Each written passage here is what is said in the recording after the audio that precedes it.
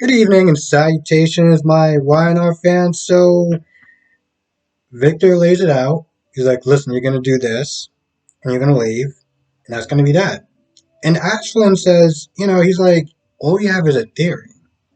You have no proof, which is something I was saying yesterday. And, Victor's like, listen, at the end of the day, we could just sit there and see what happens. Let the chips fall where they may, and good luck. Now, Victoria's outside with Nikki, and eventually, they get in, and Victoria's like, "What's going on? What are y'all talking about?" And Victor's like, "Listen, I don't know if it's a good idea for him to be CEO. I got some issues with that. His health. He may have a sudden relapse." I'm not gonna lie, I kind of laughed when you said that. Um, Now Nikki actually backs him on that. Like, I don't know if it's a good idea. Maybe you should sit there and wait. And Victoria acts like the unpleasant woman that I've come to know and can't stand. And she's pretty much just like, F everyone's opinion. And she's about to start signing these papers. And of course, Ashland fakes like he's sick. He leaves the room. Victoria goes after him. And, Nikki's like, oh man, I hope he's okay. And Victor's like, he did exactly what I told him to do. And of course, Nikki's sitting there questioning, like, what if he's telling the truth? And she backs him. What are you going to do next? I, the whole thing is like, this man has been lying from jump. He's been lying about a lot of things. I don't think it's a stretch that he would sit there and lie about having cancer. I'm like, Nikki, I kind of need you to be on board on this one. I know that Victor has had, I mean, I don't know his history, but I can imagine it's been a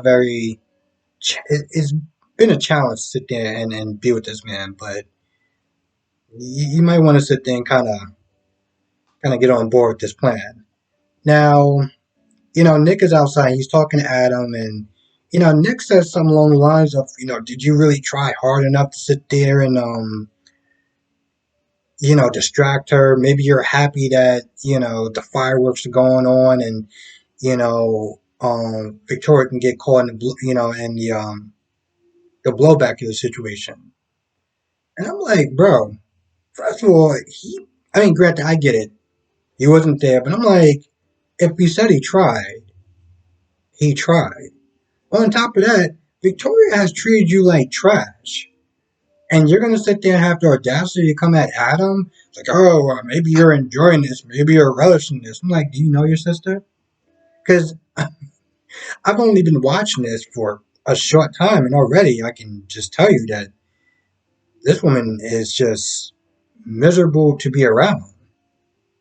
I mean, she pretty much kicked you to the curb at her wedding. You have the audacity to sit there and come at Adam? Are you kidding me? I don't know what this woman has done to get this man's undying, like devotion and protection and stuff like that. And I get family comes first, but like, gotta be a little bit of limits there. Now at some point, Ash, Victoria comes back in there and she just acts like the unpleasant POS of a character that she is, and she lays into Victor like, "Oh, I can't believe you would sit there and say that he's not ready, and he has a lot of respect and this, that, and the third. And you ought to start treating him like this, and he's an asset to the company. And if I wouldn't have sat there and all this other BS, I'm just like, it just always makes me wonder, what did anyone ever see in this character? I mean, when she gets out after she acts like the unpleasant woman that she is, and I'm so try not to curse and call her the B word. Really trying, but this. Anyway, she gets out and she starts laying into Nick. And I'm like, how you feel about defending her still? Still on board with that plan? Now, when she starts talking, she was like, he's undermining me and he's always second guessing me and this, that, and the third. And I get that part.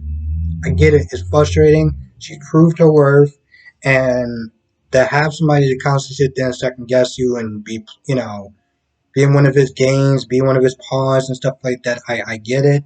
I understand that. But I mean, this man has been showing you lies after lies. I mean, he pretty much showed you exactly who he was.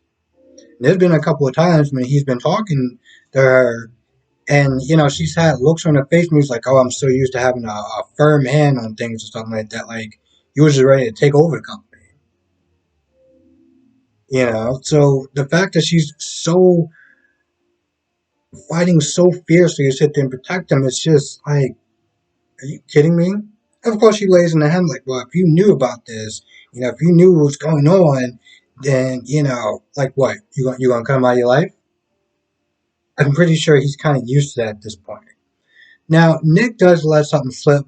I don't exactly remember what he said, but he said something like, "Well, if I would have known that, something, something, something," she's like, "What are you talking about?"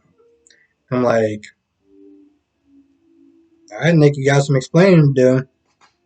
You're either gonna sit there and lie straight to her face, or you're gonna sit there and tell her the truth, and she's gonna be upset with you, which is no surprise because she's pretty much upset with everyone because that's just the type of woman that she is." What the hell did Billy actually see in that woman? I mean, obviously, the woman that he's with now, Lily, is a far upgrade than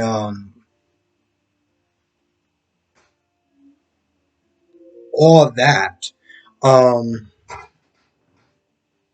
so Nicholas, whatever you want to sit there and call him, gonna have some explaining to do. Now Sally comes in there, and Sally's like, what's going on?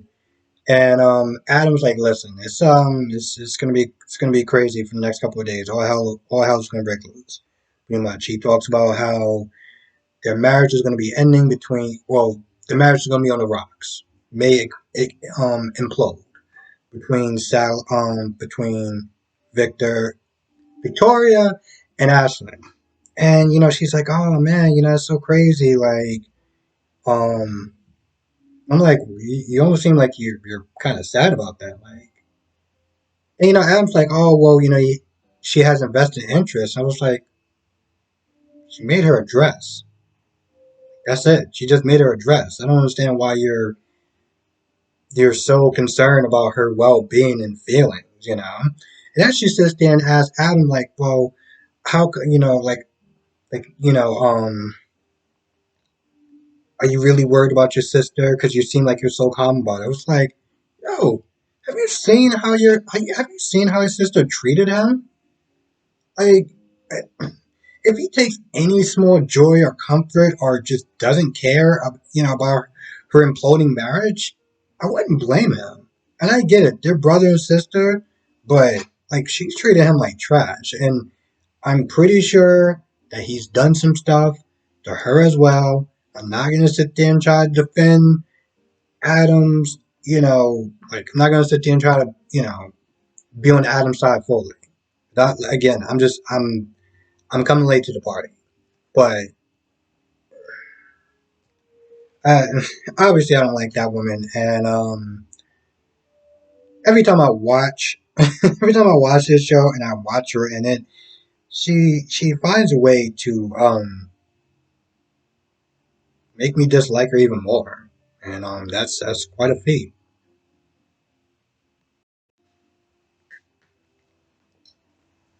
Now the rest of this episode is a little more slower, but what I will sit there and say, I like was chasing the therapy session because it's not easy to open up and be vulnerable and kind of go through some of the stuff, or relive some of the stuff that's happened, some, painful and traumatic memories, traumatic stuff that's happened to him.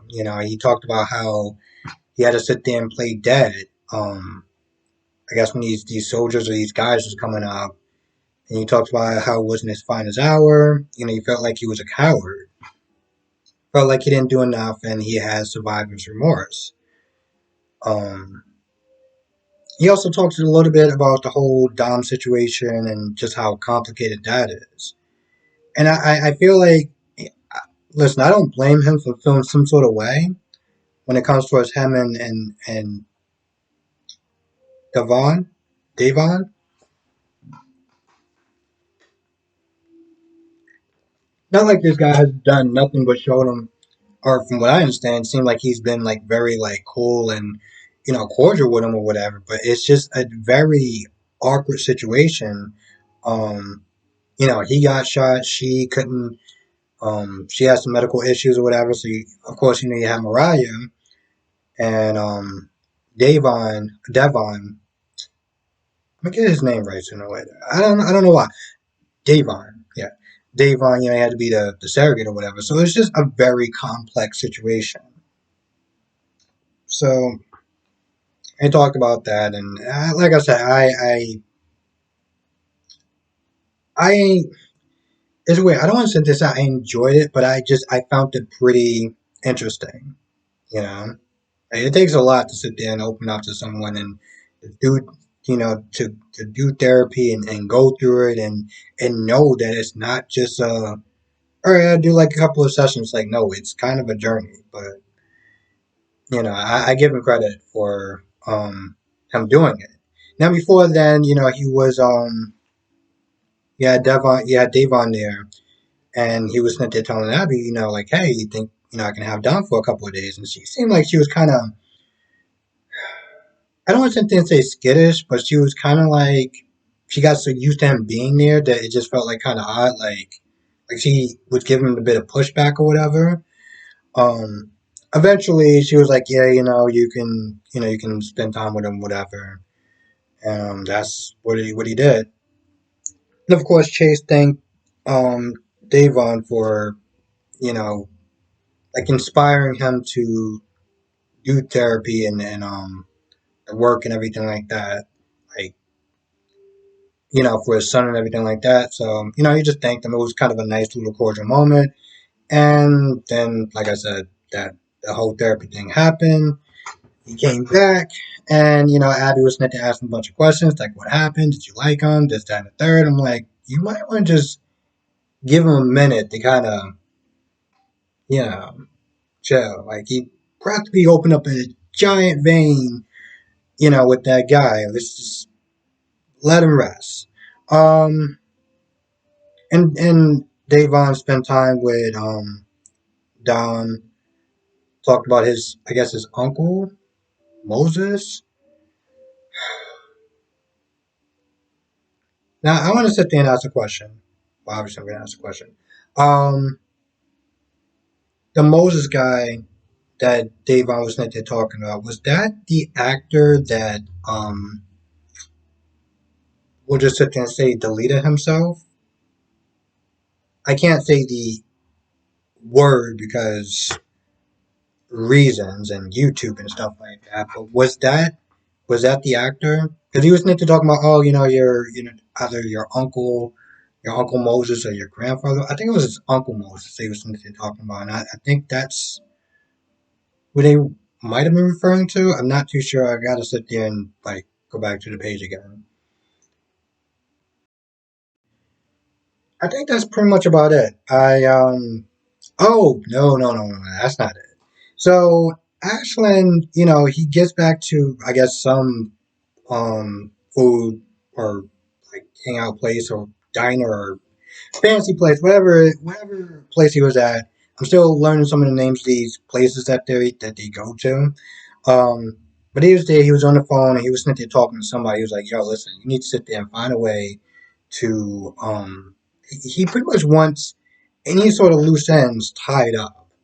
Any sort of doctors, any sort of know-how, anybody who knows about his condition, he wants them to be dealt with. And I sat there and I'm like, and I remember I sat there and said this a couple of days ago. I was like, you didn't think about like tying up those loose ends before?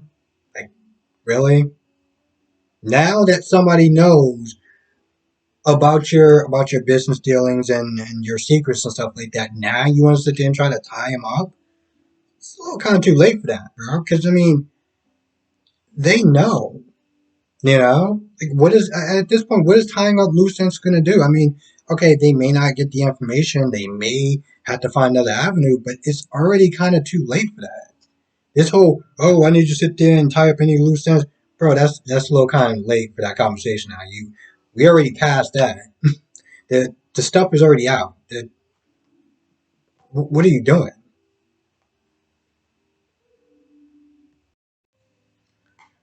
And I think that's about it.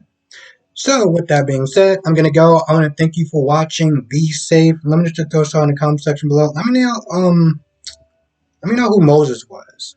Was it the actor that um did that thing that I can't sit there and say starts with an S? Was that who they were referring to? With that being said, I'm gonna go. Thank you for watching. Be safe, and I will see you in the next video.